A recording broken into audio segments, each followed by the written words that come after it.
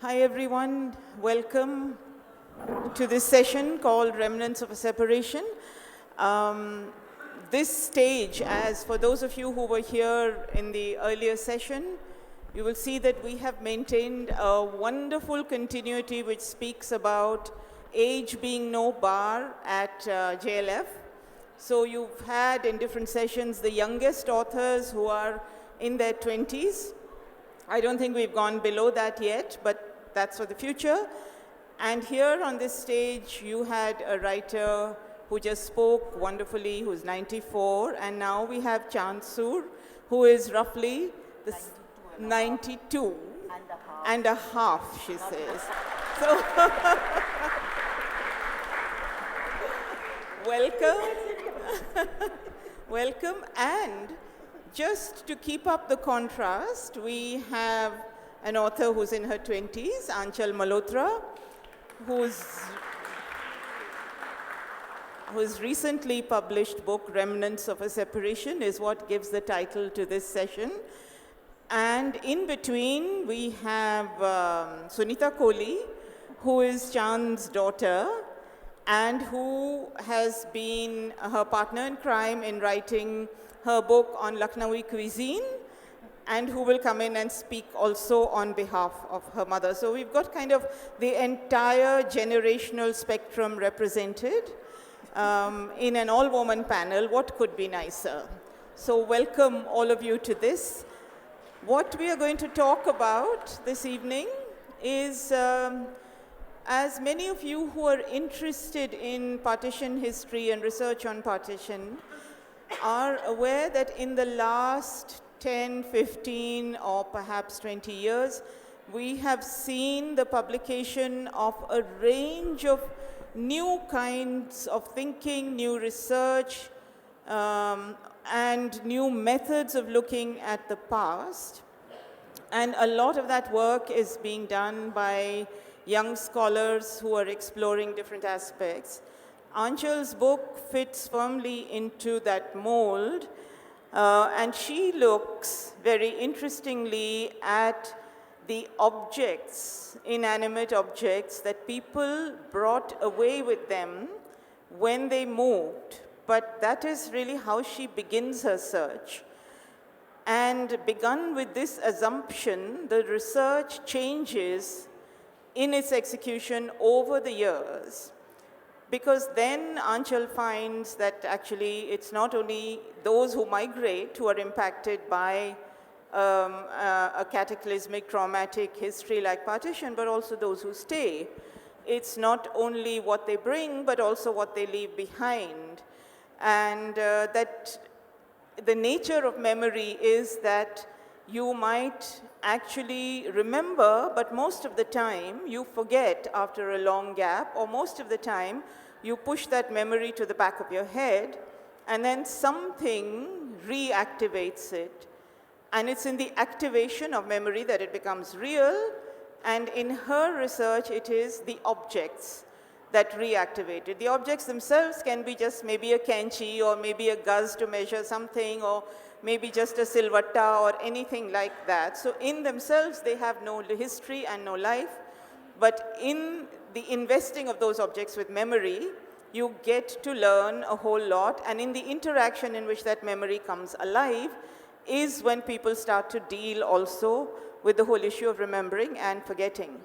With Chansur's book, we have a similar and yet a very, very different take on the whole subject of how memories are carried across borders and how they transform in the traveling, in the journeys that they make. So she is, she comes from Balochistan herself. The family has a history of partition, which I'm not going to tell you because I'm going to ask her to speak about it. But there is a huge amount of crisscrossing that goes on between what become the borders of the two countries and the eventual settling in a third place, which is Lucknow. And there is a huge amount of carrying the memories of food and of cuisine and of a way of life contained in that food, and how those memories transform in the adaptations that their bearers, the bearers, those who carry those memories, bring with them to different places, and how also they enter the same domain that Aanchal is talking about, of some types of dishes getting forgotten in a new context in which those dishes are not necessarily called upon, or there are not necessarily the same people around who remember, say, for example, the Irish stew that she made. And that was one of her hallmark recipes. So in a sense, we're talking about two sides of the same issue of remembering and forgetting. And I'm going to now turn to our speakers and start by asking them to tell a little bit of the history of how they came to doing this research. So, Chandji, sabse pehle aap, if you can tell us about your journey, pre-partition, post-partition, back and forth, and how you carried those recipes with you. Journey from Quetta to Lahore, or which journey? From Quetta to Lahore, Lahore, Masuri? Talk about that. I did my school. Mic mein boliye aap.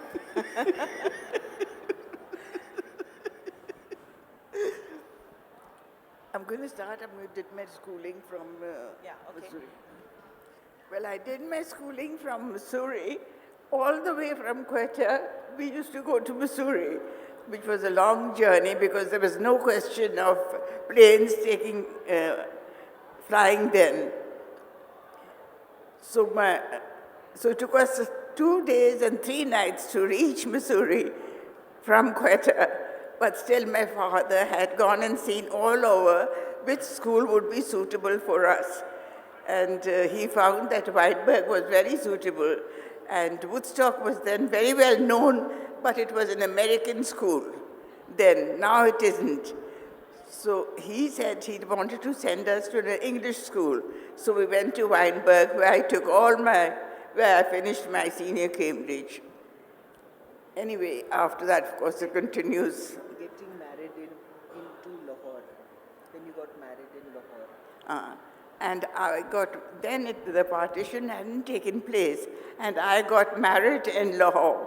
I just got married, and I think it was about a year or so, little over a year, I stayed in Lahore. And in between, of course, for the summer, I went to Quetta, because I've never known a summer in the plains, having lived in Balochistan all my life.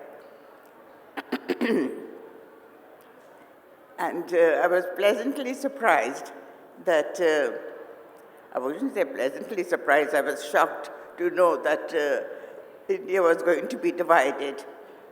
And that was a great shock. When I went back to Lahore, my husband said, well, we better buy some another house in Missouri or somewhere where you would like to be. I said, why? He said, most probably we won't be able to stay in Lahore. I said, no, of course we'll stay in Lahore. I know all the people over here. I know more people here than anywhere else. But of course it was not to be so. So anyway, we had hope. I had hopes I would come back. I did up the home and everything, the new home. I was quite excited to do up the new home. And I went for the summer holidays to Missouri. My husband was right. I was never to see my home again. And then after that, I led a life from one hotel to another hotel, Maiden's Hotel, so and so and so and so, for 3 years. Then I had my first child, that was Sunita. And her first new steps she had taken was at Maiden's Hotel. She was then 1 year old. And there she started walking. And we were so happy. And I stayed at Maiden's Hotel about 2 years or so. And then my husband said, we'll go to Lucknow, settle down there. Because he said I had been before to Lucknow and I liked the place. And it's quiet and very refreshing with flowers and all that, what you like. So we went to Lucknow to look for a home, and he was able to get a very nice cottage. Then I shifted with him to Lucknow. No, first we went to the hotel and stayed there, Royal Hotel. I think we stayed there for about 2.5 years. And after that, he said, we'll go to Maidens now. You wanted to be in Delhi to see your people. I said, I'm fed up of hotels. I want a home now. And which he did try, but 3 years. I'll come back. I'll come back to you because you keep the rest of the story for later, but I don't want you to tell the whole story in one go. So I'm going to ask Sunita. Sunita, can you talk a little bit, just tell us briefly, because your family is a Rajasthan original from here who went across to Balochistan, then came into what became India. They made many journeys pre-partition. Can you just tell us a little bit about that? My mother's family is from Balochistan, though originally they had come from Multan. My father's family are Rajputs, and they are from around Jaisalmer.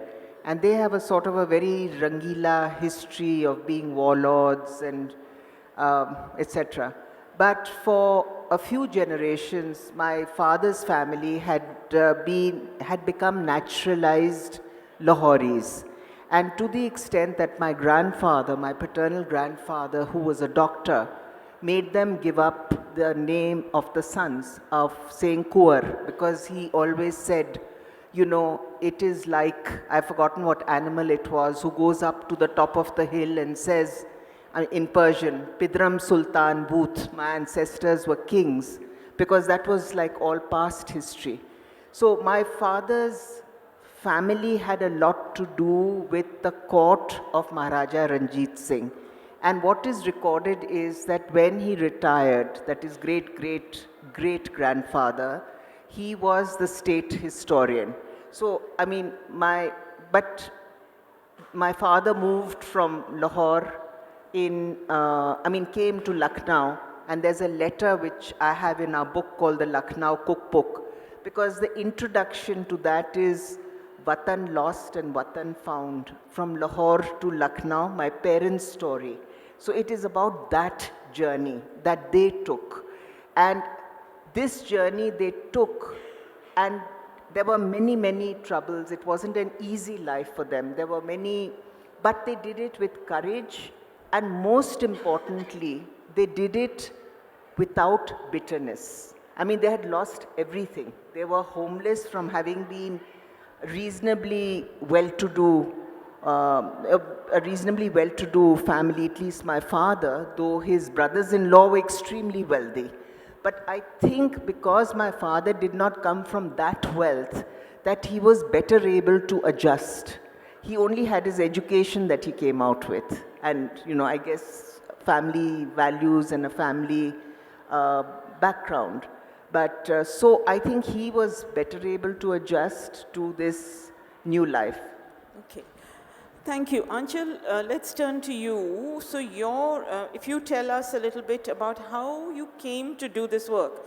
There's a couple of things that I gathered from your book. One, that there is a history in the family, and you turned to that as your first intervention or first way of looking at it, but also that you come from an arts background, and that was how you were approaching this thing, and then of course it became much bigger. So would you like to talk a little about it? I'll talk about my work, but I want to make a little comment first, and maybe Urvashi, you'll agree with me.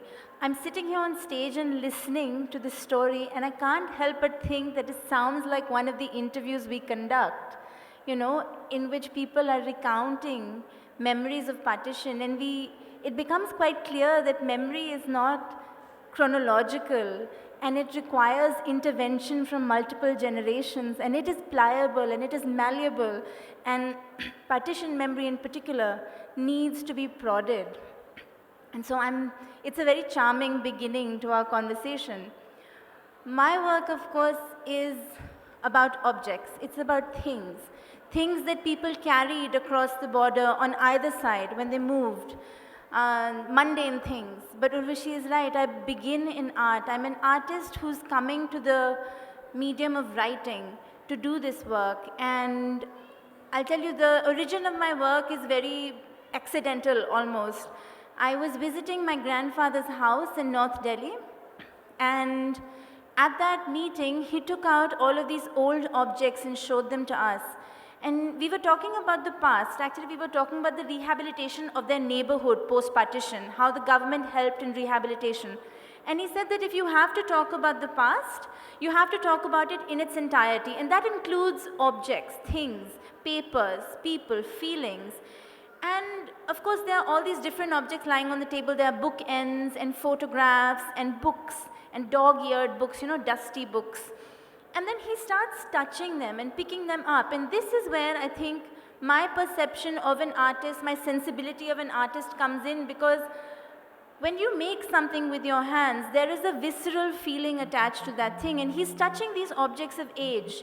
And then he says, 2 objects that came with us from Lahore to Amritsar, a guz, a yardstick from which fabric is measured, and a ghada, in which lassi is churned or butter is churned, something like that.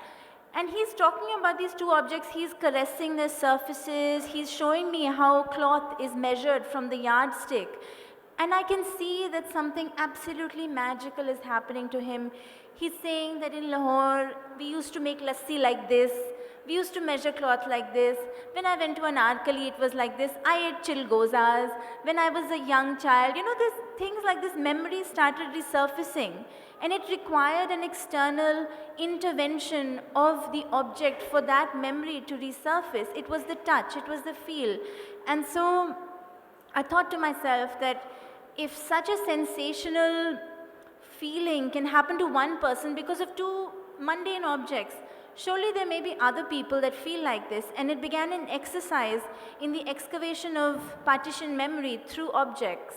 And it took me across India, it took me across Pakistan, it took me across England, all to look at mundane objects like kadhais and books and locks and keys, and how these things absorb the ambience of an undivided India, how they absorb feeling, how they absorb not just the violent and traumatic past that they've been through while migrating from one side to another, but also life before it. How did people behave in undivided India? These are testaments, these things are testaments to that time. And similarly, like food, So I think in terms of, and of course you mentioned what people couldn't carry, so that's also another interesting thing. And I want to talk more about recipes, and I want to talk more about how we can have things, intangible things. Of course, my work is tangible, but how we can use intangible things to extract memory like you do in your book, There's something more to add. Yeah, please. Aanchal's very excellent book has a very beautiful cover, and there is an old lady wearing a tika. And my mother and I were discussing this, and she said that there is also a tika that I wore when I got married. That belonged to my mother, and that tika belonged to my mother's grandmother. So it's already 4 generations, and this is one of the few objects that, because my parents were holidaying in Mussoorie when partition was declared, and she was, I guess, a bride of a year and a half, so that came out with her. So that object brings back for her whole nanka, all the memories of her mother, of her grandmother, and everything. And similarly, another object, what you were mentioning, Aanchal, that one of the few things that my grandmother, my nani, brought out with her when they were not allowed to carry anything is a brass palta with which she used to make, what did she make? Malpuras. Malpuras, yeah. So it's unbelievable what you bring back. And for instance, my mother and I were discussing, and it's also partly in the introduction to the book, that it took my father 2 years and in a very difficult way to get permission to go back to Lahore. So he went back to his house in Lakshmi Mansions, still called Lakshmi Mansions, and asked the new owners who had belonged to the same club. It was a Muslim man with a British wife, if he could take out a few of his papers. He said everything in the house that I saw was all mine, excepting that the photographs had in the silver frames had been changed. And all my father really brought back for him, with him, what he thought was the most valuable to him were photographs and some papers and some books. My parents were voracious readers, particularly my father. So when you have a very limited space of what you can carry back, it's amazing to find what is the most valuable to you. It might not be large objects, but these things like photographs. And of course, there is the story my father always told us, speaking about objects. He said, whilst he was, rummaging and trying to see in his papers, which fortunately they hadn't thrown out, what is it that he could bring back? He said, the lady of the house said, Mr. Soor, will you have tea? And he said, when she served me tea in my silver tea service with my monogram on it, that is the first time it struck home that I was homeless. So that is what objects do. And Chandji, you carried back lots of recipes. I went back after... You went back to Pakistan? You went to Pakistan? I went to see, but after a long, long time. Me, aap boliye, I'm just holding it. After a very long time, we went to this thing. And you will be surprised. I went into my old house to see, and I saw my dressing table there. Somebody, of course, had taken charge of the house or bought it, what I don't know. I didn't want to know all those details, but that made me very emotional. Anyway, that is life that you have to lead. And I accepted it, that this is the life we have led, this thing. And then went back, then we bought a house in Missouri. No, so you went back and So went back to you Lucknow. saw your old dressing table when you went back to your old home and you felt emotional, but why? It's only a dressing table, so why did you feel emotional about it? Where did I say? आप कह रहे थे ना that you went to Pakistan, to your home. No, this was in 2012. Yeah. I took her back. Yeah. And she went to Lakshmi Mansions, and she saw, after so many years, they left in 1947, the dressing table was still there, and somehow that set forth a flood of memories for my mother, of her life in Lahore, and her coming to Lahore, to that house as a bride. No, I understand. So that's what I'm asking you. Why did an object like a dressing table, which is only a dressing table, उससे आपको क्या याद I आया? saw from the window, first thing I saw. That's the first thing I saw. I went to see my house, and I saw from the window, it was open. I said, there's my dressing table. It was just against the window. And what are the memories that it brought back for you, is what I'm asking you. क्या-क्या चीज़ आपको याद आई जब आपने dressing table देखी? The memory that came back to me was my short life, married life that I had in Lahore. And she was born there, Yeah.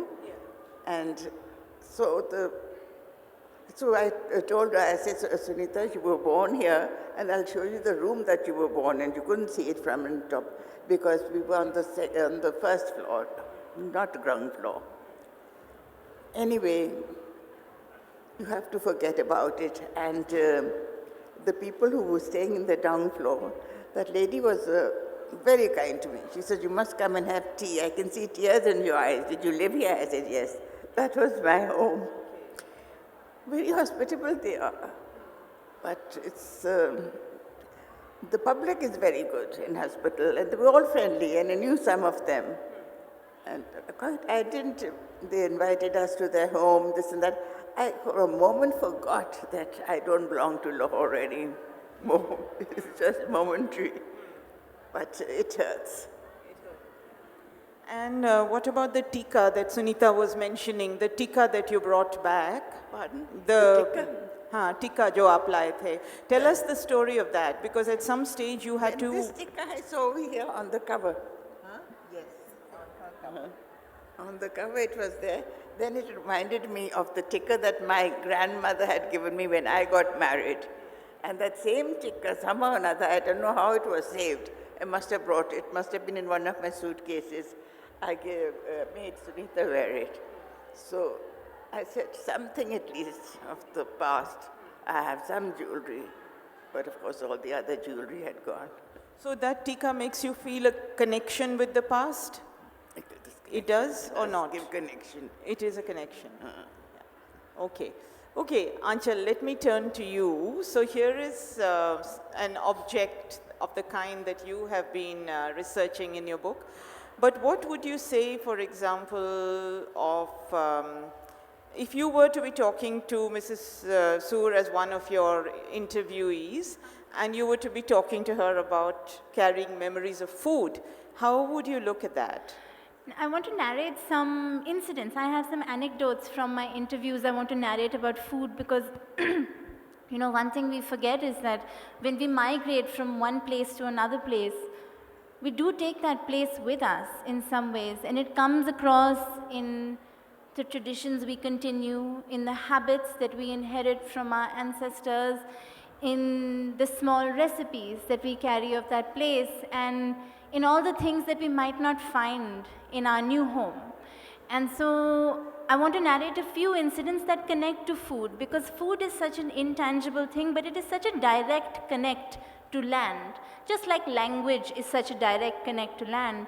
And I did an interview a few years ago with a Sindhi woman, and she was telling me how the Sindhi language is dead.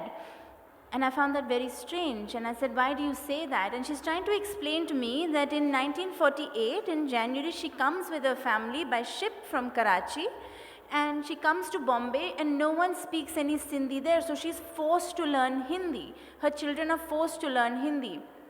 And I ask her why. She says, Sindhi language has died over the years. And she says to me that if you think about the etymology of the word we use for partition, Batwara, it means that something has broken in half. Now, Punjab has been broken in half between India and Pakistan, and so the culture and language and food flourishes on both sides. Bengal has been split in half between India and Pakistan, now Bangladesh. And so that culture and tradition and language and food exists, persists. But what about Sindh? Sindh is only in Pakistan. India got none of it. And so some traditions, like language and food, have absolutely receded into the background of their lives, and they don't remember these things anymore. And so when she's talking to me about these intangible things she carries, she mentions things like the salty Karachi air, the recipe of potatoes that they make. They fry them twice, the crispy potatoes. And I found that to be such an interesting linkage to memory. How do we ground ourselves in a place while still retaining parts of home? And what is that home?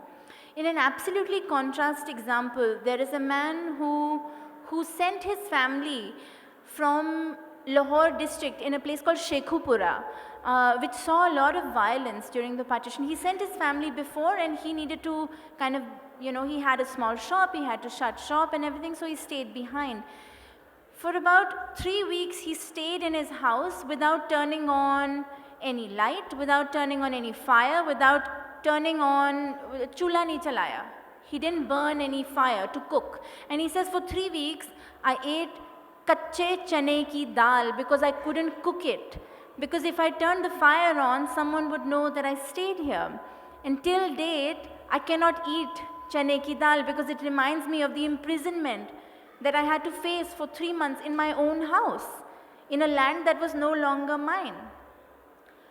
But then, you see, I'm a young person, and I'm trying to connect this old history to younger minds, and I find this beautiful story of a Swedish Pakistani designer, and she's writing this to me on email, and the story is about laddu. And she's telling me that it took my grandparents, who migrated from India to Pakistan, about 65 years to come to terms with the fact that they migrated from India only because I married an Indian. So she's Pakistani, married an Indian, and only then it took her grandparents, I think, the courage to open up about their life in India. And how they opened up is this designer, Leena, comes to India for a college trip or something. And she, for the first time, meets the family her grandmother left behind in India. Sisters, cousins, aunts, puppy, they're all here. And what do they feed her? They feed her motichur laddu. Because they say your grandmother loved these laddus and you don't find them in Pakistan. You know? And she says, when I took those laddus to my grandmother, that was it. That was home. That was Lucknow. That was Lucknow for her.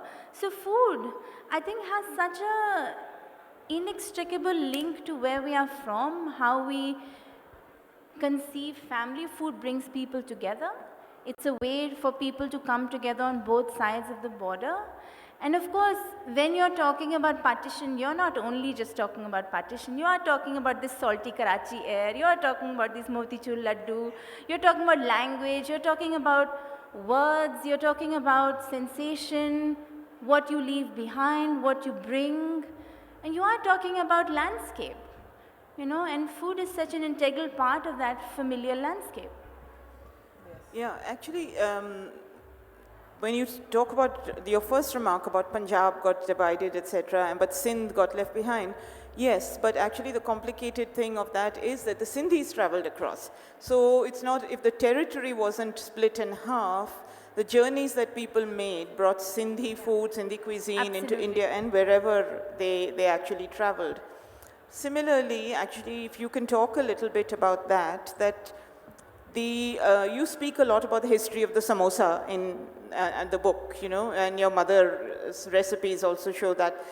And you talk about the samosa as a creation of Lucknow, but the samosa is now ubiquitous. So it's made its journey even into Pakistan and various other places. Also, the foods are not necessarily the local cuisine even, but things that became part of the family lore and which was served. So, I mean, gulati kebab in Lucknow, yes, is of course there, but Irish stew in Lahore and Irish stew in Lucknow is a completely different story altogether. So it's associated not with a place or the cuisine of a place, but with a culture, a way of living. You know? So can you talk a little bit about those of your mother's favorite dishes? Irish stew is one of them. Still your favorite? It's still your favorite?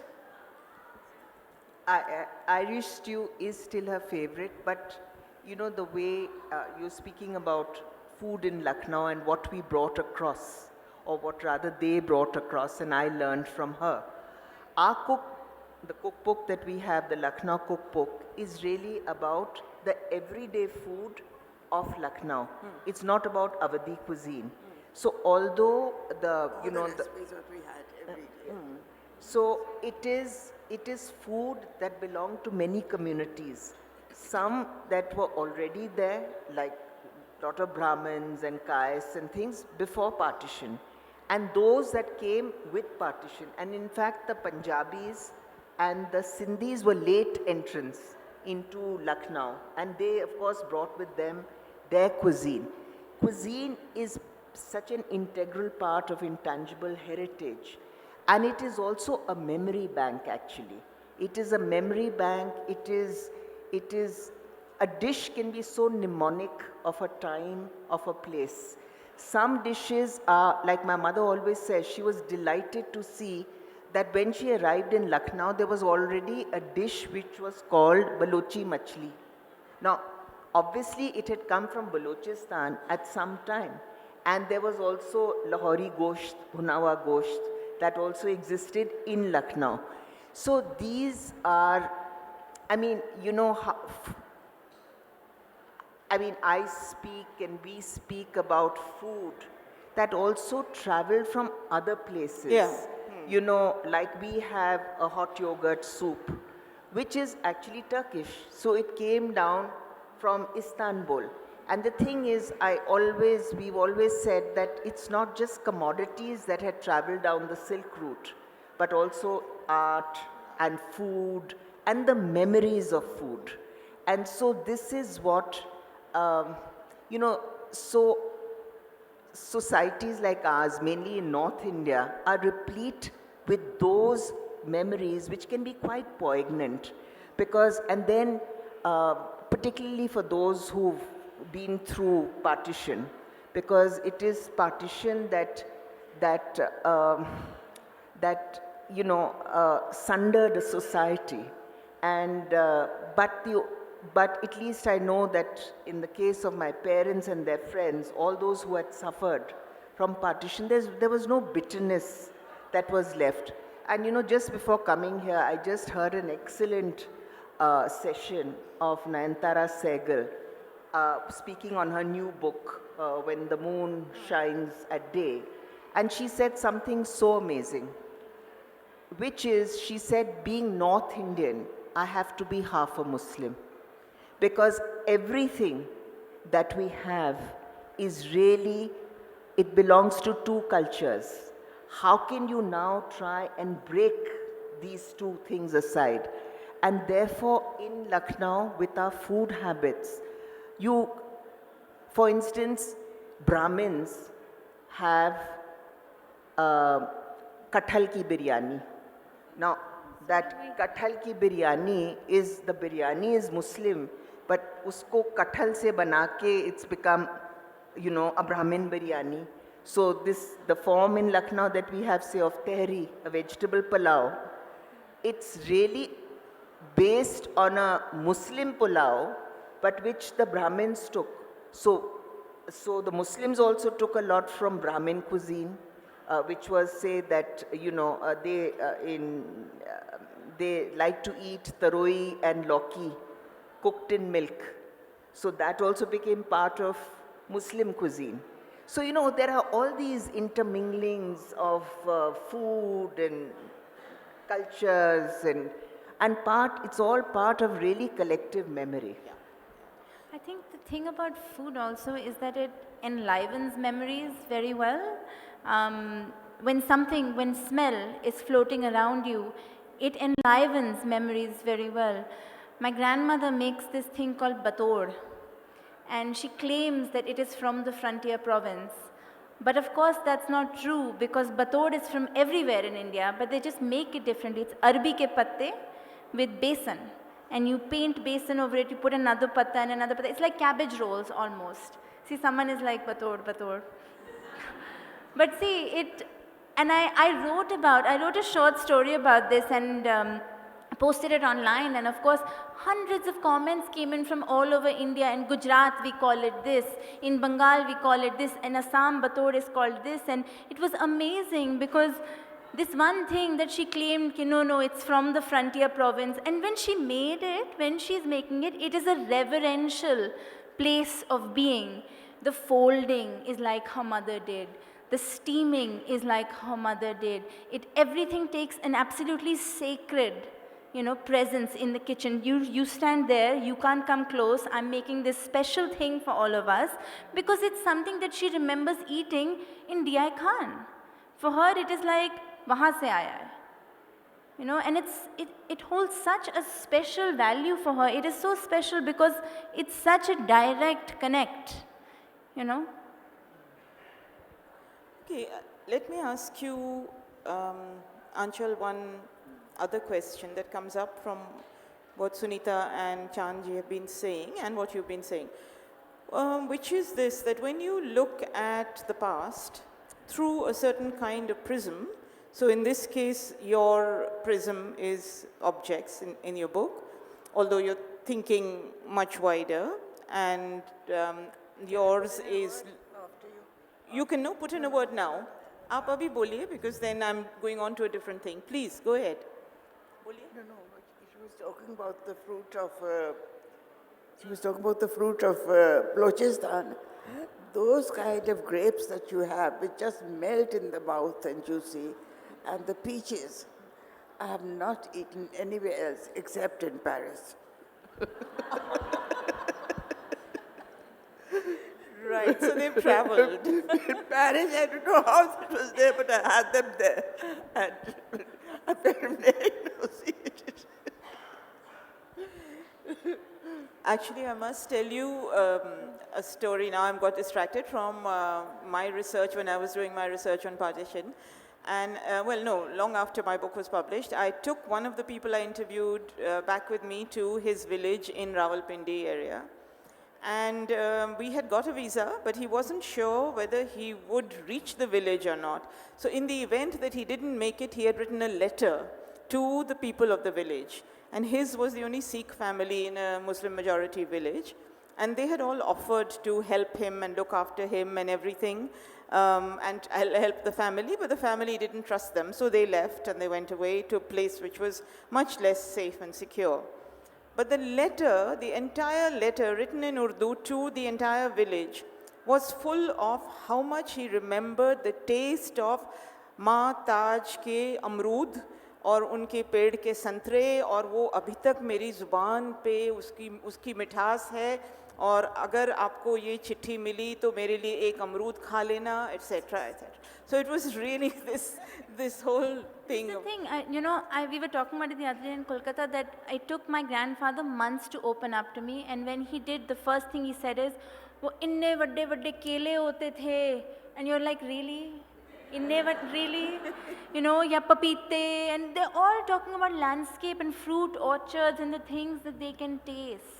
It's really amazing how we go back to the most basic of sensorial connections when it comes to remembering. And speaking about fruit, to add to what all of you have said about fruit, is that last year I had taken my mother to Uzbekistan.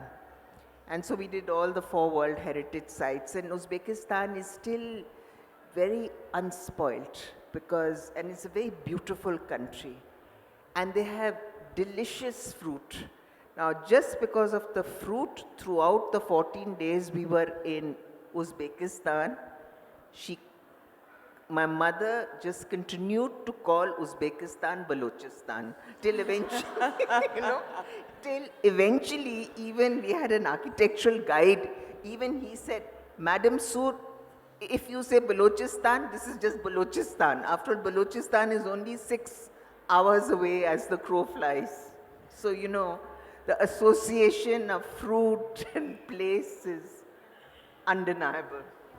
Yeah, memory plays strange tricks, I think. Yeah. So I have this question because I must ask you this, and then we'll open it up. I think we give a little more time for questions. So if you can, it's not a brief question, but if you can try to comment on it briefly, which is that when you look at, as I was saying, at the past through the prism of memory and through the prism of certain objects, etc., you illuminate something, but you leave out a whole lot of other stuff. Nothing can ever give you the entire perspective. One of the mild criticisms I have of your wonderful work is how the carrying away of objects is usually a luxury of the rich, because the poor have nothing to carry away. So when you are exploring memory through that, are you not limiting yourself to a very elite, what do the poor have to carry away? Let's put it that way. You're limiting yourself for sure, because you've created your own periphery, right? In this case, there was no material study of the partition, and inherently it becomes a luxury. Right? Now, whether a person is rich or poor, that is not relevant to the conversation, or the fact that it's still a luxury that certain things were carried. Now, what those things were determine their status.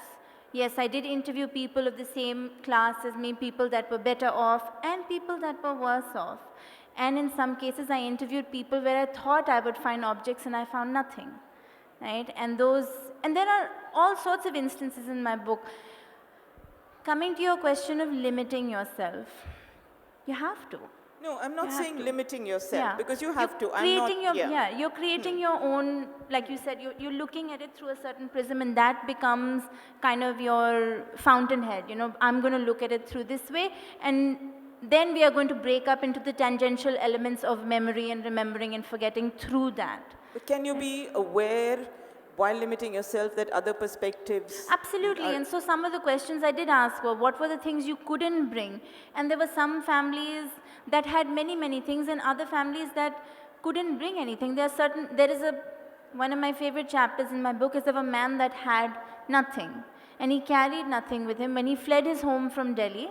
Only momentarily, it was a Muslim family living in Delhi that chose not to leave at the time of partition, but then in the few days where independence was declared, they had to leave Hosrani because of the very violent massacres that were happening against Muslims. And he took nothing. And he came back in 3 weeks to the same house, which had been reduced to nothing, right? And he said that why would we go anywhere else? And why I had come to him was because his father worked at Viceroy House.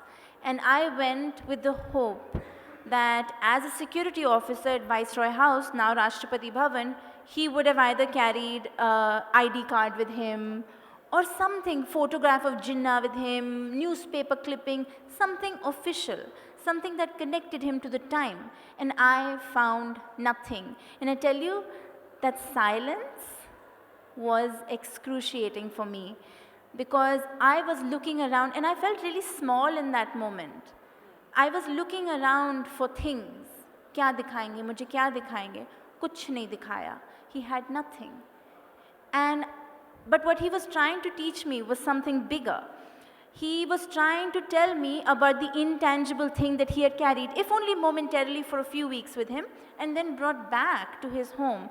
He asked me a question. He said, why do you think Muslims don't belong in India? And I remember saying, I don't think that. And he said, let me tell you something.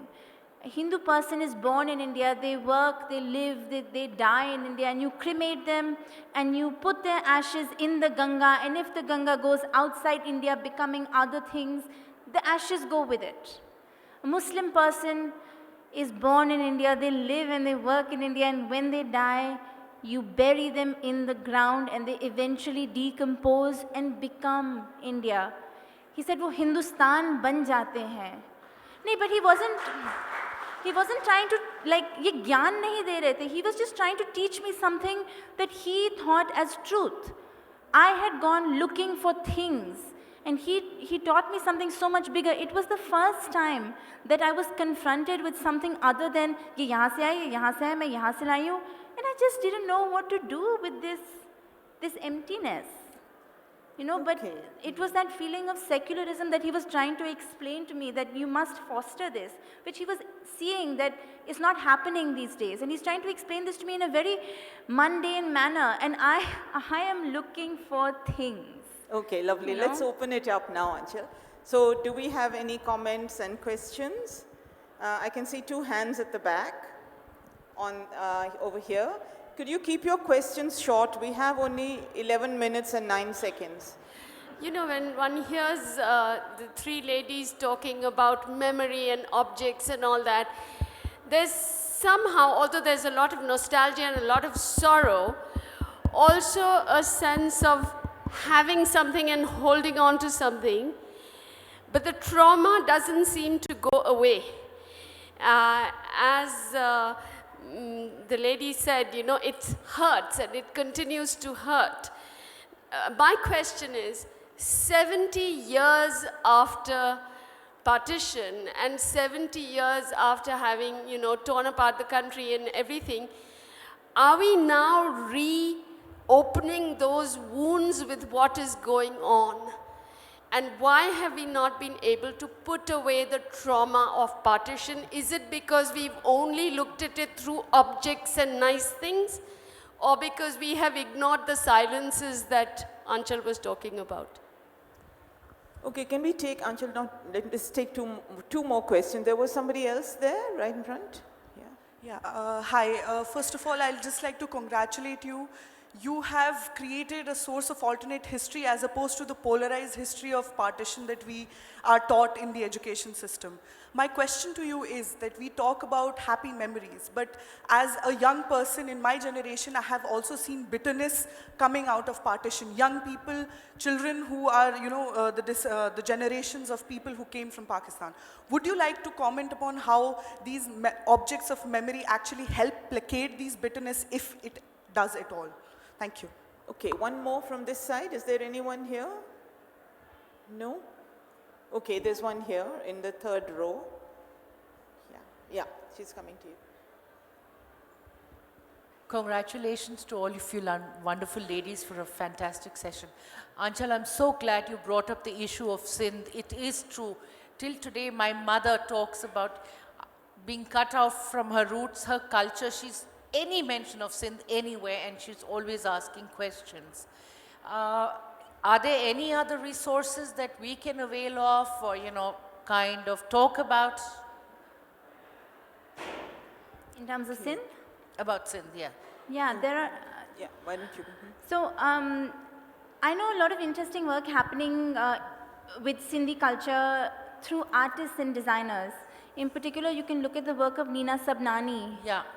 She's a very good resource. And of course, the 1947 Partition Archive and the Partition Museum are archiving interviews across the board, may it be Sindhi or, Punjabi or Bengali or Kashmiri, whatever. Yeah, because for us, the biggest disadvantage is thanks to the benefits of an English education, we cannot understand even the script, which is the Perso-Arabic script. Right. Yeah, but then there are certain interesting things about Sindhi culture that must also be mentioned. For instance, the oldest son in Sindhi families is raised as a Sikh. Sindhi families always go to the Gurdwara, and so we see the syncretic culture that existed pre-partition. We also have a great thing for the Sufi saints. Correct. With the syncretic culture. Yeah. Do you want to respond to the other questions? And I'll ask Sunita and Chan to respond. Sure. So the first question was about wounds of partition, right? I don't think enough work has been done in 70 years to eradicate those wounds or say that they were not open or they were closed. I think that only now maybe some serious work has happened only in the last 30 years where we are talking about things. Things are being talked about. Memorialization should be an active practice in homes. Partition for the longest time was a conversation in hushed, silent, private, intimate conversations, not something like this. It's not dinner table conversation. I think maybe that's part of the problem, that there were no psychologists to talk to people after partition. There was no conversation within families. There was no conversation within couples. What happened? It took me 5 years, hundreds of interviews, and one book later to hear this one comment from someone, and she said to me, it was only because of our parents that we lived through partition, because they made us cross the border and look at partition as something normal, which it wasn't. And the fact that herself, she's 90, it's taken her X number of years to come to terms with the fact that it wasn't normal, and only now she's talking about it. So I think it's impossible to say that partition is done and dusted with, what's the need? And I think it's only now that conversation is beginning that maybe some cross-border relation can happen, which leads me to the next question. Can objects act as ways for peace, right? That was your question. Yes. In my opinion, objects are a democratic medium. And I do this, for me it's objects. For other people it can be anything, but think about it like this. If I am talking about a plate or a kadhai, and somebody from Kashmir has brought it to Karachi, and someone from Sikkim looks at that kadhai and says, oh, this is in my house too, and that person from Karachi and Kashmir can have a conversation about a kadhai. Well, that's not an Indian talking to a Pakistani. It's just two people talking about a mundane household object that might have some form of cultural history within it. So objects are democratic spaces that can absorb cross-border relations and memory. I think that question, the first question was also about nostalgia, and are we falling a lot into nostalgia and forgetting the terror and the trauma? But we won't go into that now because I think Sunita needs to come back. Do you want to respond to anything? No, I just wanted to say that in the larger question of partition, I mean, I am what Salman Rushdie calls part of Midnight's children, because I'm exactly as old as our country. I'm 70. So I think that memory can be very selective, and part of the process of forgetting and getting on with life was also to forget, and it was a form of self-preservation. But what we did, I think what my parents and the thousands of others who suffered partition brought with them a very deep secular value systems. And I think today, somebody asked what is happening today.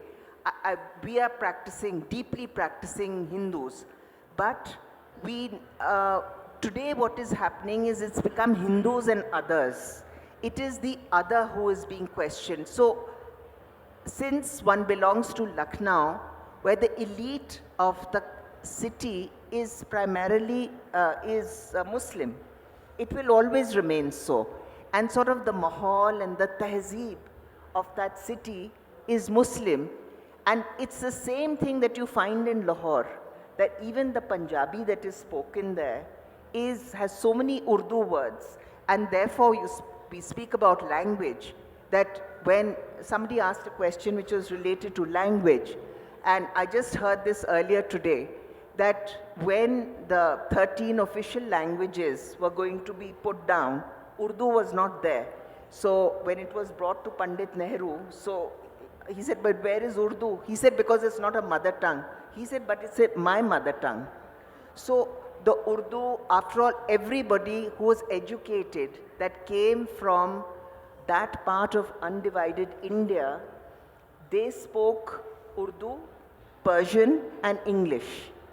So language also carries with, that's another conversation. But language also, like food, like objects, carries with it its own histories of from where it has come. Yeah. If you have one more question, we have time. Yes.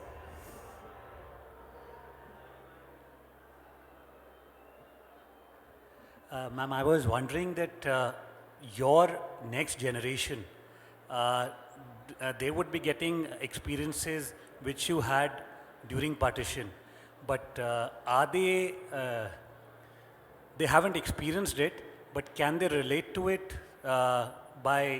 only by listening to it? Can they relate The new generation, they haven't experienced partition. Yes. When you talk to them, or how do they react? Or do they really have conversation around it? I'll tell you about the reaction in Pakistan, because I had the opportunity in the early 2000s. I am a designer by profession. So I was asked to restore a late Sikh period Haveli, which was going to be made into a boutique hotel in the old city of Lahore. And so one of the owner's friends, and they have, the owners have all this Marriott and Pearl Continental, where the reluctant fundamentalist, the book eventually ends, and Meera Nair was speaking about making that into a film, which she has made into a very successful film. One of the young scions of that family said, but partition means nothing to us. Why was this country divided in the first place? So that is the reaction that we find, that side, because we have forgotten that, like you youngsters, the psychological distance has been so created politically, but as far as mileage is concerned, it's so close, and we share the same culture. It's only a difference of, so young people there also says, ye kya kar rahe hamare politicians, because hum log, our culture is the same. Like, I have my grandchildren also questioning, they don't understand partition. To them it's meaningless. It's only because their great-grandmother is alive who will speak to them, and certainly this book coming out has brought it to the forefront. It's her story.